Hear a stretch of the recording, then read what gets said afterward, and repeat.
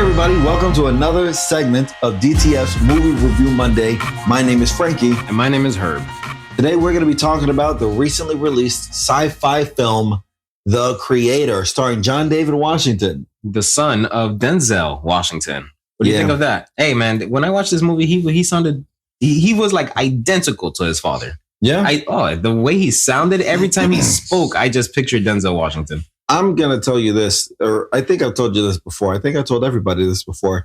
I actually worked with him on the set of Ballers. John David Washington. He was one of the main characters in the HBO series Ballers. Nice. Oh, yeah. Okay. So I actually worked with him. And as far as how he sounds, I don't get his father, but his presence, his demeanor, him in person. Oh, yeah. That Denzel Washington raised this young man. That's right. Okay. Well, what did you think about? Well, we'll get into that a little bit more. But The Creator, I think this is one of our first sci-fi films. So what do you think? I believe so as well. I can't recall everything we've talked about. Yeah, we talk a lot, but but I think this is actually at least newly released. This is our first sci-fi film like that. So this movie was recently released in 2023. It's directed by Gareth Edwards. He is also a writer. There's two writers, Gareth Edwards and Chris Weitz. But Gareth Edwards is a writer and director in the film itself. And Gareth Edwards, I looked into his work, and he has done sci-fi films before. Okay. Such as Star Wars. He's done Rogue One. He's worked in Godzilla. So there goes, that history of already, in that sci-fi game.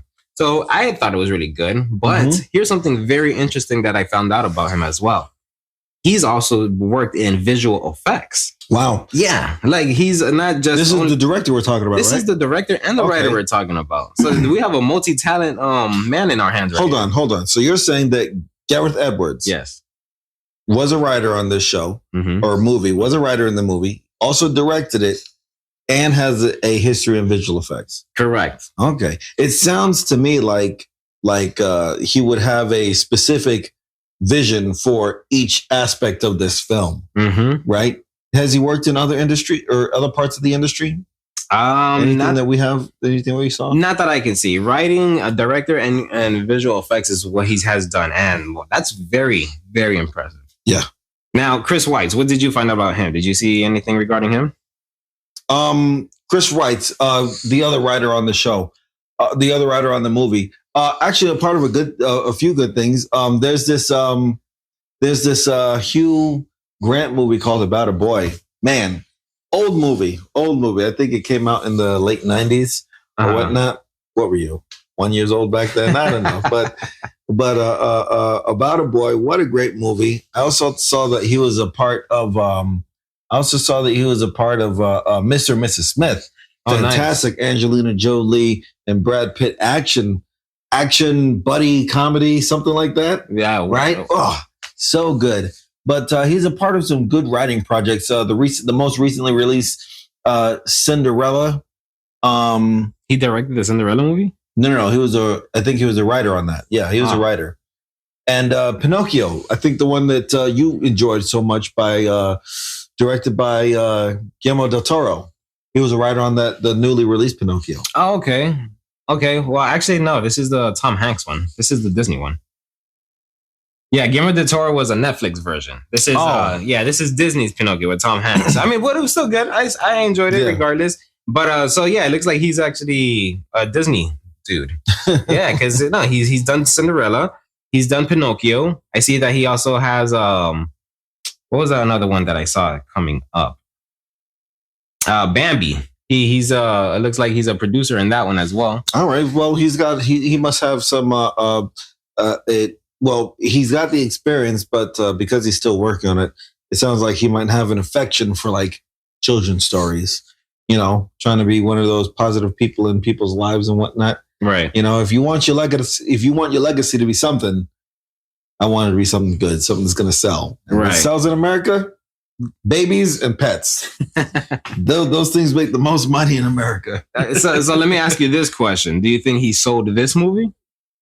The Creator? Yeah. I will say that because he's a writer, right? That's what we're talking about. You're talking about the writing of this film. I think the writing in this film was solid. I think that this film has all the elements necessary for a good movie. Okay. Like what? Exactly. I'm talking. What do you say? Just some things. I'm talking a solid storyline, no plot holes. You know, I'm talking like nothing left you questioning. Exactly. If they brought something up in the movie, or if you saw something, or I'm not going to say if you saw something, but if they brought something to your attention in the movie, it was answered later. Okay, I hear that. As well as a relevant cast. You know, the cast was relevant. John David Washington, he's, you know, when you hear John David Washington, and we know that that's his father's Denzel, very relevant. Right? You expect greatness from that performance, and I think he's done well in the industry so far. Very well. You also had Allison Janney was in this movie, recent Oscar winner. She won Best Supporting Actress in the film I, Tonya. Yeah, I think is it Tanya? I think so. Yeah, that's the one with Margot Robbie. Yeah. The biographical film about the ice skater. Correct. Exactly. So relevant cast, solid story. I think this movie just had all the elements for the making of a great film. That's cool. Let's get into the cast now. Let's talk about that since you brought up John David Washington and Allison Janney. We already talked about John David Washington a little bit already. We know that he's Denzel's son. Something that I want to piggyback on what you just said is that he's doing very well in the industry for just his name alone. John David Washington is not just, that's Denzel's son. No, John David Washington. Starring John David Washington. Exactly. Like, we all know this name now. We all know this name, and he's a great actor. I think he made his own name, not even on Ballers, where I worked with him and knew him from initially. You're just throwing that out there again, that you worked with him? I wish I had a picture. It'd be on our Instagram every week. But he had a stellar performance in the movie BlacKkKlansman. Have you seen that one? I haven't seen it. It's actually on my list on Netflix right now. Yeah, so BlacKkKlansman starring John David Washington as well as Adam Driver. Directed by Spike Lee, right? I believe so. Yeah, I think so. Yeah. So it's the biographical story of the first and only black man to be a member of the KKK. And it's such a riveting film, powerful performances by John David Washington, Adam Driver, and I apologize, I do not remember the name of the female lead, but man, such great performances from everybody in that movie. Okay. Allison Janney, she played Colonel Howell in this film.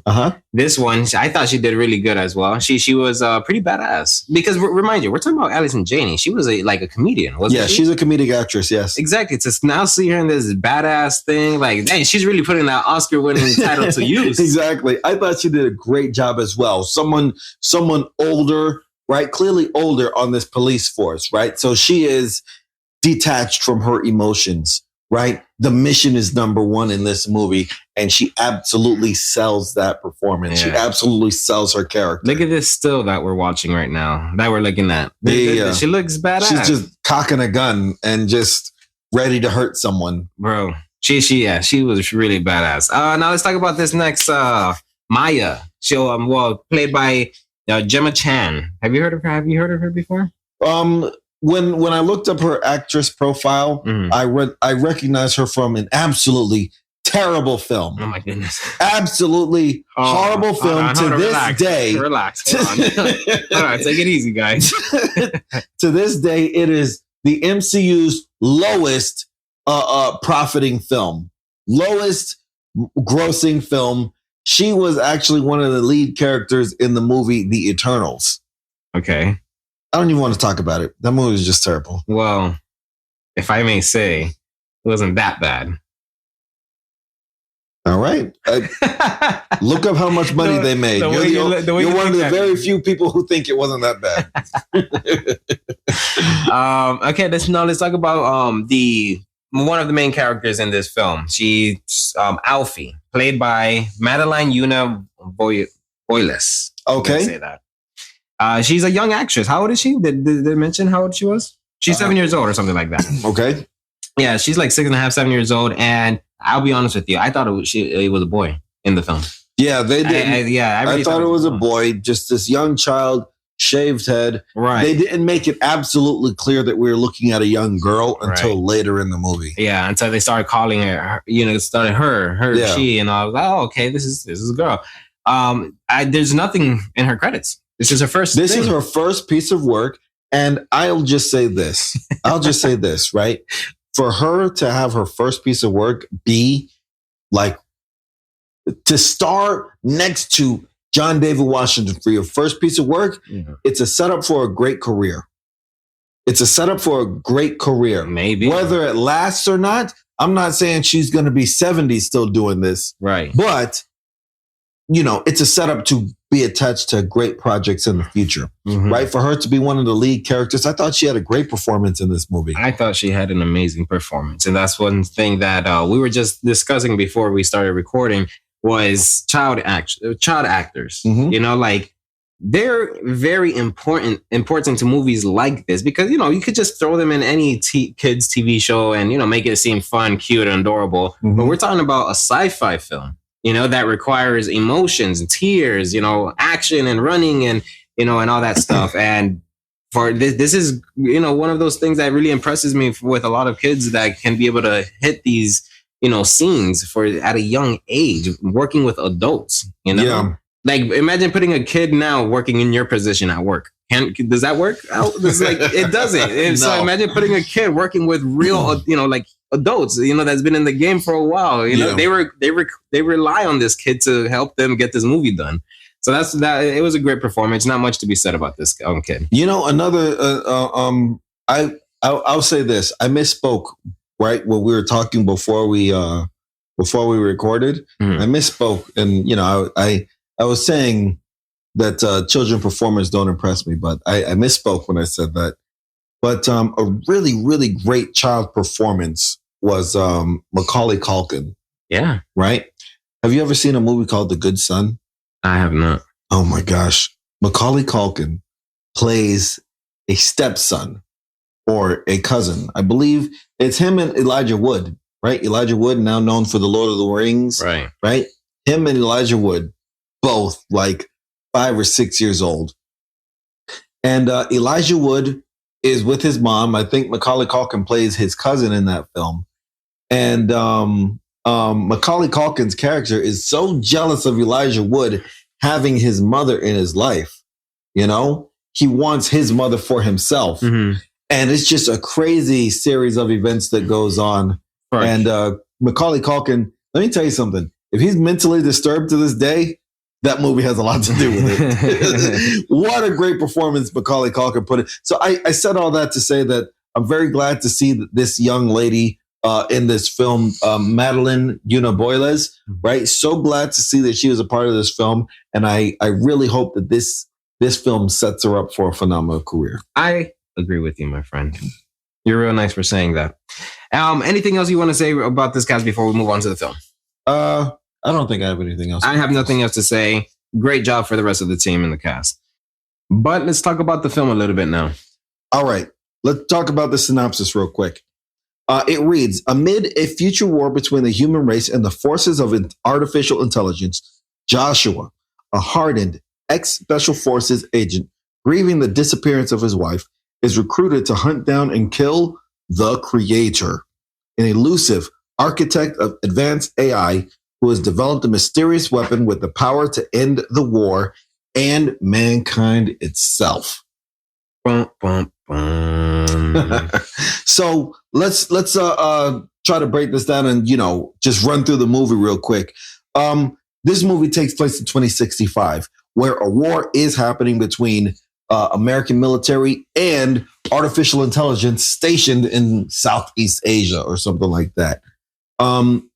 Joshua, who is played by John David Washington, is recruited by his former superiors, right? There was an event that took place 5 years prior where his wife at the time was believed to have died, and he just stopped caring about the world. All he does is exercise and live. All he does is live, right? So they come in and they recruit him by showing him footage of his wife at the time. He assumes she's dead, but they show him a video of her walking around, doing this, doing that. Right. Oh, that must be fake. That must be fake. You're lying to me. No, this film was taken last week, and we need you to find her. She knows exactly where the creator is. The creator is who they're hunting down, or the creator is who they're hunting down because of this weapon that the creator created. Right? There you go. Thank you for explaining who the creator was. But yes, and explain what happened afterwards. So after he goes on to after he accepts, this mission. After he accepts the mission, he goes on to Asia, and he finds this weapon. Turns out the weapon is not a device. The weapon is not a tool. The weapon is a child. The weapon is the most advanced piece of artificial intelligence anyone in the world at this time has seen, right? Because artificial intelligence, as we know today, and they make it known in this film, artificial intelligence is like route programming. It's just advanced programming. Right. But this weapon that John David Washington's character found is an actual child, the most advanced piece of AI, because it has the ability to grow, has the ability to learn, has the ability to just develop on its own versus add more programming to it. And when you say grow, you actually mean, because at this time, the artificial intelligence, yes, they're robots, but they have human faces. However, they were created that way. Exactly. There are, adults with faces who humans donated their actual face. Exactly. There was like this huge company that you donate your face and they put it on a robot. So basically, artificial intelligence can have a life here on Earth as well. Mm-hmm. However, they created a child, and this child is growing. This child is actually going to grow up to be an adult and everything like this. The first time they've ever seen anything like it. Exactly. Right. So that's what makes it the most dangerous thing. It could already do stuff that other AI couldn't do. Right. And as it grows, it's going to continue developing its abilities. Mm-hmm. So that's what makes it the most dangerous piece of AI. And later on in this film, John David Washington's character goes from hunting this weapon to protecting the weapon. Got to watch the movie to figure out what goes on, everything in between. I really enjoyed this film. I liked it. I'm not so much into sci-fi like that, but it was a really good movie. I liked it. I'm right there with you. I'm not into sci-fi at all, right? Me personally, I only have the space to enjoy one thing that I don't like, right? And my sci-fi slot is already taken with the Star Trek trilogy starring Chris Pine. Bro, come on, bro. Let go of the past. That was 2009. But the Star Trek trilogy with Chris Pine, what a good trilogy. And, my sci-fi slot is already filled. My fantasy slot is filled with the Harry Potter franchise. And, I'm there with Game of Thrones and Harry Potter for sure. Yeah, my vampire slot is filled with the Twilight franchise. That's it. I don't care for any other vampires. I don't care for any other fantasy movies. I'm done with sci-fi. But I will say that this movie was not terrible. I think that this movie has all the makings of a great movie, right? A relevant cast. You've got John David Washington. You've got Allison Janney, right? You've got a young child who, while this is her first project, delivered a fantastic performance. So she's not relevant at this time, but like I said earlier, relevant, bro. She's going to be set up for a great career. Yeah, absolutely. Right? So relevant cast. I think the storyline was solid in this film. Nothing was ever brought up and not explained later. You're right. I think the storyline was solid. There were some things that did annoy me, but let me hear what you feel about the film first. I thought it was really well. I thought it was really good. I agree with the storyline as well. Nothing kept me questioning anything like that. I left the theater thinking it was a great movie. I think it's good with where it's at. I don't care for a part 2 or anything like that. Again, I'm just not into sci-fi like that. Mm-hmm. So me just even going to the theaters to watch this was me really doing something for this podcast. But still, no, I enjoyed it, man. I really love going to watch a good film, and it was fun to watch overall. Yeah. So let's give our ratings. Let's give a DTF score. Okay. For this movie, I'll give it out of 10, mm-hmm. right? I'll give it an 8. Really? Okay. Right? Yeah, an 8. It's solid storyline, relevant cast, a lot of great things in this movie. But like I said, there were some things that annoyed me. Right? It's supposed to be science fiction. I know it's supposed to be a movie, but the realism that takes place in this movie, some things happened in this movie that just zapped me out of the film and just had me saying, why would that happen? Why would that happen? Mm-hmm. So there's this chase scene, right? There's this scene where they're chasing John David Washington through this artificial intelligence city. Mm-hmm. It's a whole city of artificial intelligence, right? You told me, yeah. Right? And he's able to get around with a hoodie. You don't think there's facial scanners or whatnot? In this artificial, he should have been found immediately. That, like, just small things like that just took me out of this film. Right? Small things like that. But as far as everything else goes in the makings of a great movie, I would give this movie an 8 out of 10. An 8 out of 10. Okay. I don't think I have anything to. Well, you're right. You're right in that sense, because when you mentioned that to me, I'm like, yeah, you're absolutely right. And I thought to myself, but at the same time, this is a time where this is after they got nuked. Mm-hmm. This is a post-nuclear city and all that stuff. Okay. So yeah, I don't know. Maybe intelligence isn't like that over it. Wait, no, they were in Asia already. Asia. That's 2065. Right. Oh yeah. In a city of complete artificial intelligence. You're absolutely right. They could have been found immediately. Well, my score, I'll give it a score. Let's see. You say 8 out of 10. I'm going to give it a solid 7 out of 10. Okay. I thought it was a great storyline. I enjoyed the action. I really enjoyed the film. I really enjoyed the CGI as well. There's robots in this film, as policemen and everything. They were like hunting down and talking to you, put down, get on the ground and everything like that. And usually, you can kind of point these things out when you can tell it's, fake and all that stuff. But it was really great CGI where I thought it was real. Yeah. I thought it was really great. I thought everything in the CGI and the visual effects was great. Now that you bring that up, it reminds me of this one scene that was really, really unique. It was something I'd never seen in any movie before, where they have this device where someone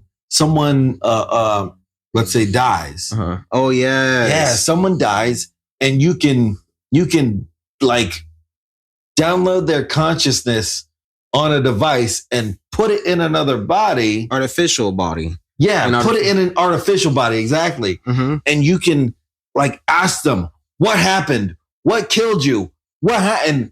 There's a time limit on it depending on how long they've been dead. Already. Yeah. So in this scene that we watched, the guy had been dead for hours. So when they got his consciousness and put it into another body, they only had like 30 seconds to talk to him. Right.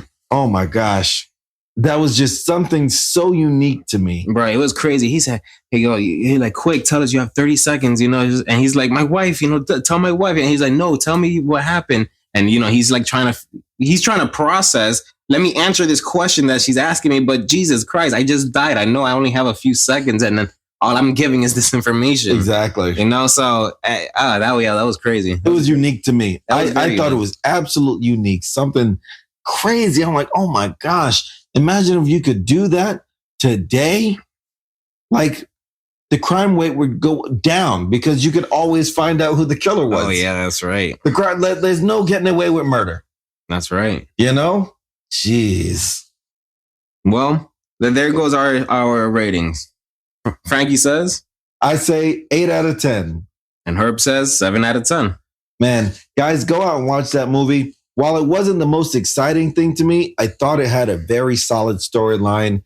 And if if you're one to want to hear like a lot, like there's a lot of talking, a lot of talking to explain what's going on. Mm-hmm. But if you're someone who likes that, if you're someone who likes the details, if you're someone who likes to know why something is going on, I think this will be a movie for you. Very sci-fi. Just if you like it, if you really enjoy sci-fi like that, this is a great sci-fi film for you. Because not for me. Go out and watch the movie. Form your own opinions and tell us what you think about it. You can hit us up anywhere on social media at Discuss the Film to talk to us about it. All right? Anything else, Herb? Nothing else. Well, my name is Frankie. And my name is Herb. We'll talk to you again soon.